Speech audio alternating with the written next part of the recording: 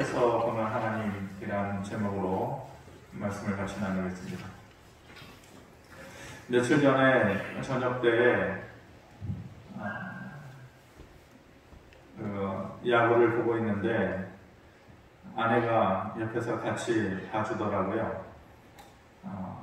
가끔 이제 같이 보는데 그렇게 봐도 뭐가 뭔지 몰라요. 아내는 이 야구가 어떻게 돌아가는지 몰라요.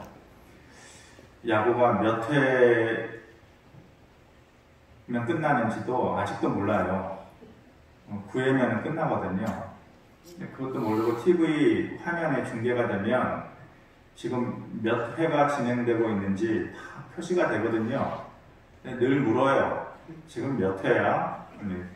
그걸 물어보는 이유는 언제 끝나냐? 이제 그런 의도로 물어보는 거죠. 보면은 지금이 6회 초인지 6회 말인지 표시가 되는데 매번 물어보는 거죠. 제가 보기에는 크게 관심은 없어요, 보여요. 그런데 선수 이름은 또 기가 막히게 알아요. 그래서 제가 매번 설명을 이 선수는 어떻고 이 선수는 어떤 스토리가 있고 이 선수는 뭐가 문제고 뭘 잘하고 그러면은 이제 가끔씩 거들어요. 이번에 이 선수가 한번 잘 해줘야 되는데 이번이 찬스고 기회인데 알면서 얘기하는 건지 모르면서 말하는 건지 모르겠는데 제가 응원하는 팀이 초반에 5대0으로 점수를 내서 이기고 있었어요. 그래서 간만에 오늘 잘하는구나. 그냥 기분 좋다. 그런데 어째 후반으로 가면서 기가 막히게 역전을 당했어요. 그래가지고 오늘도 별 수 없나? 그래가지고 8회인가 갔는데 또 역전으로 기적적으로 8대8이 된 거예요. 이제 희망이 있다. 9회에 가서 조금만 힘써보면 하겠다. 근데 뭐 좀 외람되지만은 전문가만큼은 아니어도 야구를 좋아하다 보니까 보는 눈이 있고 분석력이 있거든요. 9회가 돼서 저쪽 팀은 투수가 세고 우리 팀은 투수가 좀 약해요. 그러니까 점수를 못 내면은 9회 말에 이길 확률이 거의 없어요. 근데 9회 초가 됐는데 불안한 그런 예상은 언제나 또 딱 현실이 돼요. 9회 초가 됐는데 어렵게 동점을 만들어 놨는데 9대8로 딱 역전이 된 거예요. 그러니 9회 말이 돼봤자 나머지 나오는 선수들 보니까 역전시킬 수 없을 것 같더라고요. 그렇다고 투수가 강하지도 않고 너무 짜증이 나고 화가 나더라고요. 왜 그러냐면은 이길 수도 있고 질 수도 있죠. 근데 기분이 안 좋은 것은 지는 야구를 하는 게 기분이에요. 지는 야구. 이기는 야구를 해야 되는데 이길 수 있을 때 스포츠는 인생도 그렇지만은 기회가 왔을 때에 그것에 대해서 느낌이 있어야 되고 그것을 확실히 붙잡아야 되고 그때 애를 써야 돼요. 그런데 거기서 듬성듬성 이렇게 하게 되면 꼭 기회를 놓치게 되고 지게 돼 있어요. 스포츠만이 그런 거 아니겠죠. 다른 분야도 마찬가지. 할 수 있을 때 해야 되고 이길 수 있을 때 이겨야 되고 그렇게 해야 되거든요. 근데 제가 응원하는 팀이 그게 잘 안 돼요. 그래서 정말로 제가 심각하게 40년 동안 응원해 온 팀을 바꿔야 되나? 제가 그렇게 심각하게 얘기를 했어요. 그리고 9회에 1점에 나길래 나가버렸어요. 운동하러 나간다고. 그렇게 나갔어요. 이제는 이제 볼 거 없다. 끝났다. 그러고 나서 이제 집에 돌아왔는데 궁금하잖아요. 얼마나 또 그렇게 됐을까. 딱 그 결과를 보니까 12대9로 역전이 된 거예요. 여러분들은 놀라지 안 놀라셔도 돼요. 다 각자 응원하는 팀도 다를 것이고. 깜짝 놀랐어요. 저는 제가 알 만큼 안다고 생각했거든요. 그리고 어느 정도 분석을 하고 있고, 요 정도 되면은 이렇게 끝날 거야 라고 예상을 하고 있었는데, 아니 정말 그런 기대치가 없었어요. 끝까지 봐주고 싶었는데 끝까지 보면 더 실망할 것 같더라고요. 그래서 나간 거거든요. 근데 돌아와서 보니 12대 9로, 그것도 제가 한참 실망한 선수가 나와가지고 3점 홈런을 날려가지고, 참 희한하죠. 제가 아이들한테 늘 얘기하는 게, 사람 일 모른다. 끝날 때까지 끝난 게 아니다. 알만큼 안다고 생각했는데, 그게 끝이라고 생각했는데 그게 아니더라고요. 내가 기대하지 못한 인생의 변수는 참 많아요. 내가 생각하지 못했다. 그리고 사람은 내가 경험한 만큼만 알고 기대하게 돼 있는데, 그 범위를 벗어나는 일들도 우리 가운데 많이 일어나요. 오늘 본문이 해당장 야이로의 얘기입니다. 12살 된 딸인데 외동딸이에요. 죽어가고 있었다. 12살 정도 되면 참 이쁠 때죠. 12년을 키워놨으니까. 그런데 그 딸이 죽어간다. 여러분들 같으면 어떤 마음이 있을 것 같아요?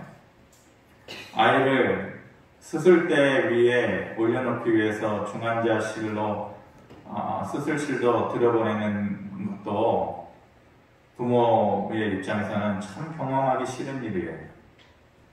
힘든 일이죠. 그런데 그 정도의 수준을 훨씬 넘어서서 죽어가고 있었다. 이 아버지의 눈은 보이는 게 없죠. 뭐든지 다 할 수 있는 거예요. 옛날 시골에 가면은 공동 화장실이 있어요. 얼마 전에 갔더니 여전히 있더라고요. 쓰는지 안 쓰는지 모르겠지만. 근데 그게 약이 된다면 부모는 거기 가가지고 똥물도 퍼서 먹을 수 있는 게 부모잖아요. 안 그런가요? 부모의 마음이 그래요. 그래서 회당장은 원래 정통 유대인들이 회당장을 하는데, 그 정통 유대인들은 그 당시에 예수님하고 사이가 좋지 않았어요. 그런데 그런 거 따질 이유가 없죠. 그래서 예수님을 찾아와서 고쳐달라고 부탁을 해요. 예수님이 다행히 호의적으로 가자, 고쳐주겠다고 가는데, 오늘 본문에 삽입된 부분이 가는 길에 12에 12년 동안 혈루증을 앓는 여인을 만나잖아요. 그 여인 때문에 지체가 돼요. 회당장 야이로에 따른 12살이고, 이 여인은 12년 동안 병을 앓고 있고, 기묘하게 메시가 되죠. 근데 이 여인이 사람들이 많으니까 주님 앞에 나오지 못하잖아요. 부끄러워서. 그리고 냄새가 나고, 몸에서 피를 흘리는 자는 부정하다고 그랬어요. 그래서 가까이 할 수가 없어요. 그러니까 사람들도 이 여인이 다가오는 걸 싫어할 것이고, 이 여인도 사람들에게 특히 주님 앞에 나아가는 것이 두려운 거예요. 부끄럽고. 그래서 사람들한테 이리 밀리고 저리 밀리고, 이러다가 내가 그대로 이런 삶으로 살다가 죽겠구나 싶어서 용기를 내서 예수님의 옷 끝자락을 만지잖아요. 그런데 거기서 능력이 나타나요. 아무도 몰랐지만 주님은 내게서 능력이 나간 것을 내가 알았다. 누구냐? 이렇게 물어봐요. 근데 아무도 대답하지 않고 있는데, 이 여인은 알죠. 자기가 고침받은 것도, 그리고 이분을 통해서 능력이 나온 것도, 여기서 내가 숨길 수 없는 분위기라는 것도 잘 알아요. 그래서 자기가 예수님의 옷을 손댄 이유도 말하고 고침받은 것도 얘기를 하죠. 그러니까 주님께서 너의 믿음이 참 좋다. 내 옷끝자락만 만져도 너가 나을 것을 믿는 믿음이 귀하다. 너의 믿음이 너를 구원하였다. 이렇게 말씀해 주시는 그 과정이 이 회당장 야이로에게는 너무 야속해요. 빨리 가서 죽어가는 내 12살짜리 딸 애를 구해야 되는데, 도대체 이게 뭔가? 왜 내가 생각지도 못한 인생의 변수가 또 여기에 끼어드는가? 이 여인이 불쌍해 보이지 않았겠죠. 그 여인은 너무너무 힘든 삶을 살았을 텐데, 이 회당장의 눈에는 이 여인이 방해꾼으로만 보일 거 아니에요. 그렇게 해서 그 사건은 일단락되고, 예수님께서 다시 이제 가야 될 회당장의 집의 길로 가려고 하는 차에 해당장 집에서 사람이 급하게 달려와가지고 말하기를 당신의 딸이 죽었습니다. 방금 죽었습니다. 그러니까 더 이상 예수님을 수고롭게 하지 마세요. 힘들게 하지 마세요. 그러는 거예요. 그때의 그 말을 들은 아버지의 마음은 무너져 내렸겠죠. 여러 가지 생각이 교차했을 것입니다. 조금만 빨리 갔다가는 이 여인이 예수님의 발걸음을 멈추기만 하지 않았더라면 조금만 빨리 갔더라면 내 딸아이를 살릴 수 있었을 텐데 이게 이렇게 끝나는 건가 그러면서 가슴을 치고 싶었을 거예요. 근데 예수님께서 뭐라고 그러셔요? 그 무너지는 아버지의 마음 앞에서 예수님께서 가자 가던 길을 가자, 너희 집으로 가자, 아직 끝난 게 아니다, 그렇게 말씀하셨어요. 50절에 보니까 예수께서 들으시고 이르시되 두려워하지 말고 믿기만 하라. 그리하면 딸이 구원을 얻으리라. 죽었고 끝난 상황인데 예수님께서 뭐라고 그러셔요? 아직 끝난 게 아니다. 너의 딸이 구원을 얻으리라 라고 하는 것은 죽었다가 다시 살아나리라 이런 거잖아요. 그거는 있을 수 없는 일이에요. 끝난 상황을 다시 역전시킬 수 없는 지극히 상식적인 그런 상황이잖아요. 죽음이라는 상황 앞에서. 그런데 딸이 다시 구원을 얻게 되는 그 조건이 있어요. 뭐하라? 두려워하지 말고 믿기만 해라. 두려워하지 말고 믿기만 해라. 이 상황 가운데에서 구원을 얻는 것, 그리고 생각지도 못한 끝난 일을 되돌려 놓기 위해서 그 조건이 필요하잖아요. 두려워하지 않고 믿기만 하는 것. 골리앗 앞에 선 다윗이 미치지 않고서야 얘가 너무 철이 없어서 말이 안 되죠. 미치지 않고서야 그 3m 골리앗 앞에서 두렵지 않았겠어요? 두려웠겠죠, 당연히. 그런데 그 두려움을 이길 수 있는 더 큰 마음이 믿음이었어요. 그래서 골리앗 앞에서 너는 칼과 단창으로 내게 나오지만은 나는 여호와의 이름으로 나간다고 큰 소리로 말할 수 있었던 것은 두려운 마음이 전혀 없었다? 저는 그렇게 생각하지 않아요. 설교자는 늘 강단 위에 올라갈 때 떨림이 있어요. 근데 그것이 언제 가면 종식이 되고 해결될까? 저는 그게 참 빨리 왔으면 좋겠어요. 나이가 60 넘고 은퇴할 정도 되면은 좀 여유롭게 할 수 있을까? 그런데 그 떨림을 이길 수 있는 뭔가가 있어요. 그 성령님께서 함께 해주신 때에 그것을 이길 수 있다는 것을 알아요. 그래서 설교문을 한 번 더 읽고 더 마음속에 간직하는 것도 중요하지만은 앞에서 성령을 의지하고 기도하는 것이 더 중요하다고 생각을 해요. 사람의 말은 한계가 있거든요. 사람의 말은 귀도 뚫기 어려워요. 여러분들이 눈을 뜨고 듣는 것 같지만은 이것이 여러분들의 눈 근처에도 못 가고 귀 근처에도 못 갈 수 있어요. 그런데 하나님의 말씀은 성령께서 함께 하시면은 뼛속까지 들어갈 수 있는 것이 성령의 능력이기 때문에 그렇게 하는 거예요. 다윗이 골리앗 앞에서 두려운 마음이 있었겠지만은 그것을 이기는 더 큰 믿음의 마음이 있었기 때문에 그 상황을 극복할 수 있었던 것이죠. 캄캄한 밤에 아버지가 애를 안고 가요. 근데 너무 캄캄하면 애도 두렵고 아빠도 두려워요. 아빠도 사람이니까. 애가 막 사시나무 떨듯이 덜덜덜덜 떨면서 아빠 무서워. 그런데 아빠가 나도 무섭다.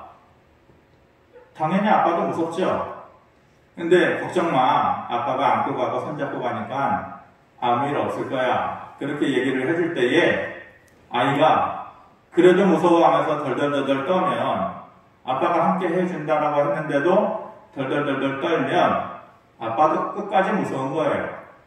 그런데 아빠가 함께 있으니까 괜찮아 라고 얘기할 때에 이 아이가 그렇지?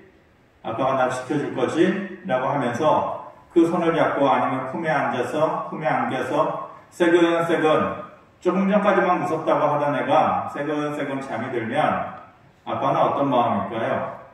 나도 무섭지만은 그때는 아빠가 슈퍼맨이 되는, 무섭지 않은 힘이 생깁니다.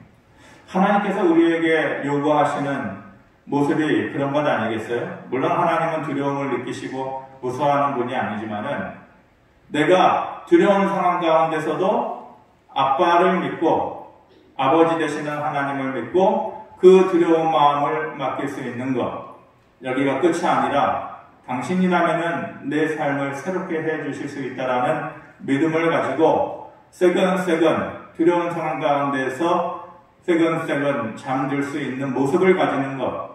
그랬을 때에 아빠는 뭐가 돼요? 슈퍼맨. 그를 지켜줄 수 있는 것이에요. 두려워하지 않고 믿기만 하는 모습 속에서 아직 끝나지 않는 하나님의 손길이 분명히 남아있는 것이에요. 고생해서 부를 일구어낸 부모는 함부로 자식에게 그 부를 넘겨주지 않죠. 고생해서 한 사람들은 자기가 모은 재산을 함부로 자식에게 남겨주지 않아요. 아니, 그래서는 안 되죠. 그렇게 하면은 자식 망치는 일이니까. 다 주고 싶은데 부모의 마음은 그런데 인생 교육 시키고 싶으신 거예요. 그래서 공장 일도 자기가 평생 일궈놓은 공장에서 일도 시키고 기름때도 묻히고 아르바이트도 시키고 그러면서 뭘 깨달으라고 그러는 거예요. 너가 살면서 돈 고마운 줄 알아야 된다. 그리고 돈 무서운 줄도 알아야 된다. 그런 거 아니에요?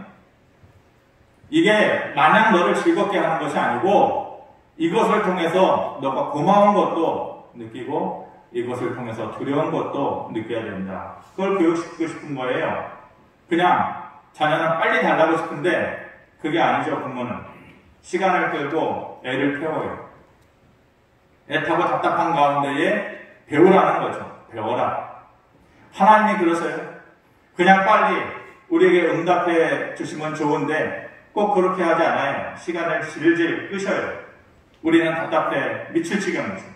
그래도 하나님은 결코 그 자녀 교육법을 양보하지 않으셔요.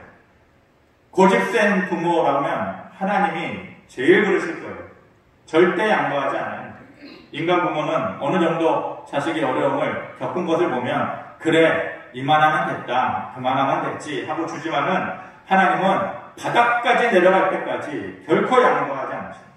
철저하게 하나님은 그거에 무너질 때까지 기다리셔요.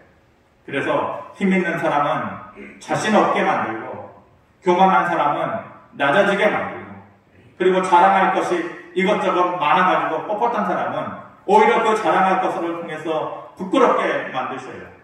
그리고 나서 바닥까지 끝까지 간 상태에서 깨닫게 되면 그때서야 도와주시는 거죠. 사람은 바닥까지 내려가게 될 때에 여기가 끝이야 라고 그렇게 말하고 생각을 해요. 여기가 나는 끝이구나. 그런데 하나님은 그 끝이라고 말하고 주저앉는 자리에서 새로운 시작을 늘 준비하고 계십니다. 엘리야가 그랬고 또 사르밧 가브가 그랬어요. 그리고 사마리아의 여인이 그랬어요. 엘리야는 뭐 때문에 그 끝이라고 생각했어요? 자기의 일과 사람 때문에 지쳐 있었어요. 엘리야는. 이 정도 하면은 좀 바뀌어야 되는 거 아니에요? 이 정도 하면은 결과물이 좀 있어야 되는 거 아니에요? 그런데 바뀌지 않고 결과물이 없는 그리고 애만 쓰고 지쳐있는 그런 자기의 상황을 보면서 이제 여기가 끝이구나 생각했죠. 사르밧 가브는 어때요? 너무 가난해가지고 소망을 잃어버린 사람. 먹을 것이 없고 이제 죽음을 준비해야 되는 여기가 끝이구나. 사마리아의 여인은 어떤 삶이에요? 삶 자체가 너무 불쌍해요. 되는 일이 없어요. 그래가지고 사람들의 눈을 피해서 살아가야 하는 그런 삶 아니었어요? 세 사람 다 어떤 말을 그 마음 가운데 담고 살았을까요? 여기가 끝이구나. 내 인생 더 이상 희망할 것이 없는 여기가 끝이구나. 그런데 특이한 것은 그렇게 고꾸라질 때에 하나님의 손길이 나타나요. 하나님의 도움의 손길이 거기서 나타나는 것이에요. 그 전에 해주면 좋은데 그렇게 바닥까지 끝이라고 생각하기 전에 하나님께서 해주시면 좋은데 그건 안 하셔요. 독하게 그 백성들을 향한 교육법이 이 하나님이 가르친 교육법이에요. 영화를 볼 때에 우리가 시리즈물로 영화가 나오지 않습니까? 그런데 1편 끝나고 그것이 잘 되었어요. 2편을 또 만들죠. 근데 지금까지 1편보다 더 훌륭한 2편의 영화를 본 적이 없어요. 1편의 작품성이 좋고 그래서 흥행도 하고 사람들의 기억에도 많이 남아서 2편을 만드는데 2편이 더 좋은 영화는 거의 본 적이 없어요. 하나님께서는 허무하게 끝난 것 같은 1편의 우리의 인생 드라마인데 기대하지 않았던 그리고 그래 여전히 그렇게 될 거야 라고 생각해버리고 포기하고 마는 우리 인생의 2편 드라마 2편 영화를 하나님께서는 더 멋지게 만들어 가십니다. 사람은 잘 안 돼요, 그게. 그리고 기대하지 못하는데 하나님은 그 능력이 있어요.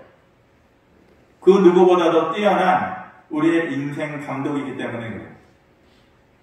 내가 잘못하고 내가 힘이 없어서 1편의 인생 드라마를 망쳤는데 기대하지 못한 2편의 속편의 인생 드라마는 하나님께서 더 잘 만들어 주시는 거죠. 해당자는 야이로 집에서 사람이 와가지고 이제 끝났어요. 당신의 딸이 죽었어요 했을 때에 주님이 믿기만 하고 두려워 말라고 말하셨잖아요. 그런데 야이로가 다 끝나는데 뭘 기대해? 여기서 당신이 지체하지만 않았다면 저 여자 때문에 머뭇거리지만 않았다면 그 불만을 가지면서 다 끝났는데 뭘 기대하라고요? 그랬으면 정말로 끝난 상황이 되는 거죠. 그런데 야이로가 내가 능력이 없어서 허무하게 끝난 내 인생 1편 드라마인데 주님께서 더 좋은 2편의 인생 드라마를 만들어 주세요. 두려움을 접고 한번 믿어볼게요. 그런 마음으로 따라간 건 아니에요. 그랬을 때 실제적으로 그런 삶을 경험할 수 있었던 것입니다. 제가 보통은 제 핸드폰과 컴퓨터에 그 설교 그 요약본을 미리미리 다 정리를 해놓고 언젠가는 해야 될 목록들을 문구나 설교 대지들을 다 정리를 해놓은 게 많이 있습니다. 오래전에 제가 그 설교 문구를 적어놨었어요. 나중에 제가 해야지. 그런데 제가 제일 먼저 한 줄 알았는데 그때는 그가 어떻게 이 말을 만들었을까. 그런데 그저께인가 보니까 누가 했더라고요. 그래서 제가 그 사람이 설교한 때랑 제가 이 설교 문구를 만들 때를 보니까 제가 한참이나 빨라요. 오래전에 했는데 이 문구인데 누가 먼저 했느냐 그는 중요한 것이 아니고 사람의 끝 하나님의 시작 이것을 제가 써놨었거든요. 사람의 끝 하나님의 시작. 그래서 사람의 끝에서 하나님은 새롭게 시작하신다. 이 말을 마음속에 계속 담고 있었어요. 사람은 끝인데 거기서 하나님은 시작하신다. 역대하 36장 이제 우리가 설명 예배 때 역대하를 마쳤는데 여호야긴 얘기가 나오거든요. 남유다의 이스라엘의 마지막 왕정 시대에 기억될 만한 3명의 왕 여호야김, 여호야긴, 시드기야. 그 가운데서도 가장 불쌍한 사람이 중간에 낀 여호야긴이라는 사람인데 여호야긴이 왕위에 오를 때에 나이가 8세라 예루살렘에서 석 달 열흘 동안 다스리며 여호와 보시기에 악을 행하였다. 이 문구만 보면 여호야긴은 끝이에요. 일단 8세, 8살짜리 여기 8살짜리 없죠? 예, 무시하는 게 아니고 8살짜리가 뭘 해요? 그런데 그 8살짜리 여호야긴이 왕이 되었는데 얼마 동안 다스려요? 석 달 동안 다스려요. 석 달 동안 다스린 그 왕의 히스토리가 무슨 가치가 있겠어요? 그리고 여호와 앞에 악을 행하여, 그러니까 8살이라는 나이, 석 달 동안 왕위에 있었다라는 거, 그리고 잡혀가, 그리고 악을 행하였다라는 거, 뭐 하나 좋은 조건이 없죠. 그러니까 이 여호야긴의 인생은 여기가 끝이에요.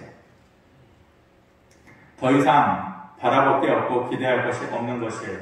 그런데 예레미야 52장에 끝나기 직전 마지막이 이 여호야긴의 얘기로 끝난다고 했잖아요. 여호야긴 52장에 보면은 유다왕 여호야긴이 사로잡혀 간 지 37년 내에 이렇게 얘기해요. 그러니까 37년, 8살짜리가 바벨론의 포로로 잡혀가서 37년간 포로 생활을 합니다. 그러니까 이 인생이 얼마나 막막하고 불쌍해요. 그런데 유다의 여호야긴 왕의 머리를 들어주셨고 감옥에서 풀어주어 그의 자리를 그와 함께 바벨론에 있는 왕들의 자리보다 높이고 제수의 의복을 갈아입혔고 평생 동안 왕의 앞에서 먹게 하였으며 그가 날마다 쓸 것을 바벨론 왕에게서 받는 정량이 있었고 죽는 날까지 정신토록 그렇게 받았더라.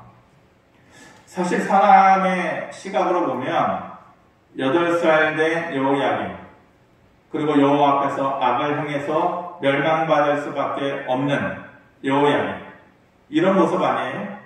그런데 하나님께서 하나씩 37년이라는 인생 반평생이 지나는 시간이 지나고 나서 하나씩 하나님께서 되돌려 놓으셔요. 그의 머리를 들어주시고 왕들보다도 더 높은 자리에 있게 하시고 높은 자리에서 왕과 함께 할 수 있도록 그 자리를 내준 거죠. 사람은 끊임없이 어디가 길이지? 라는 고민을 해요. 그리고 길을 만들려고 해요. 계속해서 길을 만들고 그것이 국가의 길이든 개인의 인생의 길이든 길을 만들고 찾으려고 해요. 근데 가다 보면 그 길이 또 막혀있기도 하죠. 그러면 그 길을 또 뚫으려고 해요. 그러니까 사람의 노력과 재능이라는 것이 참 대단하죠. 길을 만들고 또 거기에서 막히면 또 뚫으려고 하고 그래요. 그런데 항상 뚫는다고 뚫어지는 길이 아니고 항상 찾는다고 찾아지는 길이 아니죠. 인생이 그렇게 쉬운 게 아니잖아요. 때로는 막혀요. 더 이상 길이 없어요. 그래서 포기해요. 사람은 늘 길을 만들려고 해요. 그런데 하나님은 그 길을 만드시는 수고를 하는 분이 아니에요. 사람처럼 어디가 길이지? 어떻게 해야 이 길을 뚫을 수 있지? 그런 고민을 하시는 분이 아니에요.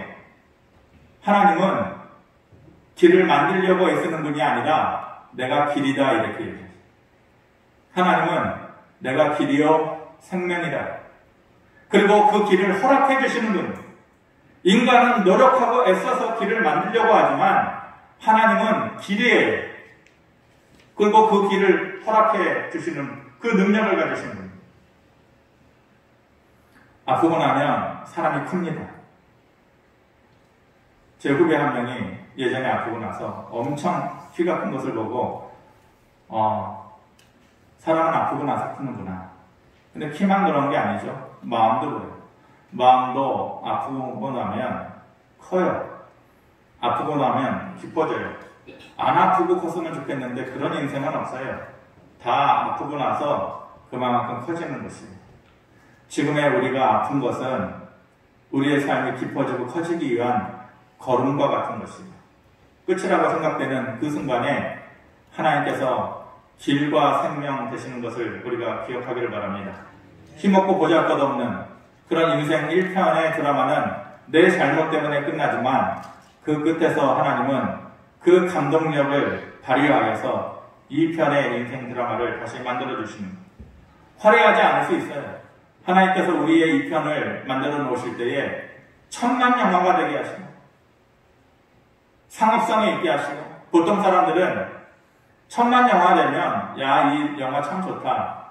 이 영화 참 대단한 영화다. 그런데 진짜 영화 좋아하는 사람은 이게 1000만이냐 2000만이냐 3000만이냐 그거에 현혹되지 않아요. 1000만이 아니라 1000명만 봤어도 그 영화가 작품성이 있고 스토리가 있으면은 참 귀한 영화다 이렇게 봐줍니다. 우리가 하나님 앞에 나아가고 그래서 하나님께서 우리의 삶을 1000만 영화처럼 다시 부를 회복시켜주고 건강을 회복시켜주고 그러지 않을 수 있어요. 1000만 영화가 못되게 하실 수도 있어요. 하지만 우리의 인생 자체를 작품성 있게 만들어 주실 것을 기대하면서 살아갈 수 있는 저와 여러분들 되기를 바랍니다. 그것만이 귀한 것이 아니에요. 그래서 해당장에 집사람이 와가지고 이미 죽었어요. 그랬을 때 주님께서 두려워하지 말고 믿기만 해라. 이제 가자. 나를 따라와라. 그랬을 때 끝났는데 그렇게 말하는 우리를 보면서 그래? 그러면 어디 한번 해볼까? 여기서 시작해볼까? 사람이 능력이 있고 힘이 있으면은요 남에게 뒤처지고 있다가도 그래? 이제 한번 해볼까? 슬슬 시작해볼까? 이 말을 할 수 있는 사람이 진짜 능력 있는 사람 아니에요? 하나님께서 우리를 보시고 너가 끝이라고 얘기해? 그래 이제 한번 슬슬 시작해볼까? 하나님의 새로운 시작이 우리에게 주어지는 그런 삶, 그런 경험, 그런 크고 작은 기적들이 저와 여러분들에게 있기를 바랍니다. 한 주간의 삶 가운데에서 하나님의 축복이 있기를 바랍니다. 고마우신 아버지 하나님, 모두가 여기가 끝이라고 생각하는 순간에 하나님께서 우리의 인생의 감독되시어서 더 좋은 인생의 속편 드라마를 만들어 주실 것을 믿습니다. 너희가 두려워하지 말고 믿기만 해라. 그러면 구원을 얻으리라 말씀하신 대로 우리의 삶에도 그 말씀을 그대로 허락하시고 적용시켜 주시기를 바랍니다. 우리에게 다가오셔서 그래? 이제 한번 슬슬 시작해볼까? 하나님의 시작이 우리에게 새롭게 주어지는 한 주간의 삶이 되게 하여 주시옵소서. 예수 그리스도의 이름으로 기도하옵나이다. 아멘.